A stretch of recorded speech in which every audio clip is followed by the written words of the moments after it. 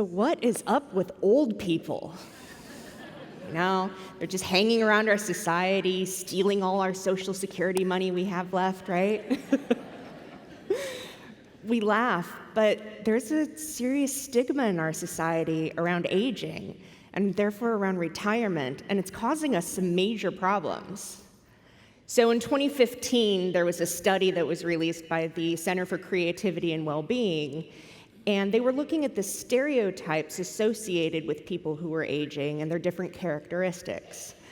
And one of the things that they noticed, in their words, not mine, is that people who are aging are needy, insecure, that they are less useful than their younger counterparts, and they can't learn new things.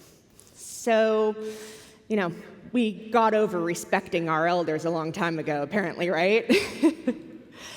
The challenge in our society is that most folks here in the US retire at about age 62, yet the average life expectancy extends to almost 80.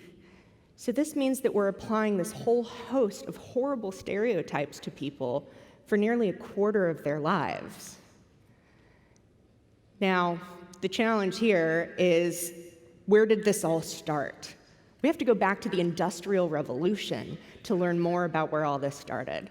In the Industrial Revolution, for the first time, an aging workforce became a problem as we had more machines that were in our workplaces. So older folks who were a little bit slower and made a couple more mistakes than their younger counterparts were seriously in trouble. And the prevailing attitude at the time was that, they deserve to be pushed to the side and have younger folks come up because they have families and they have mouths to feed, and that's important. So the challenge became, in the Great Depression, when that hit, that we continued to marginalize our older workers in favor of younger, upcoming workers. The good news is that we're now out of the Industrial Revolution. We're in the knowledge era, the era of the knowledge worker, which is great.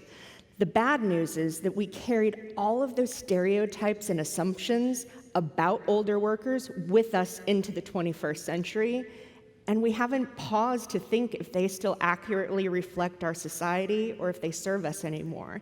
And clearly, if you ask any older adult, they don't. So what can we do about this? First, we need to start with ourselves. We need to check our own attitudes and assumptions and acknowledge that ageism does exist in our society and acknowledge the role that we play in it. And we also need to come up with some more active, positive views of what it means to age in our society. Now, the 2015 study is already in the books, but as we look forward to 2025, 10 years from now, when we're all 10 years closer to retirement, what do we want the headline of that study to read?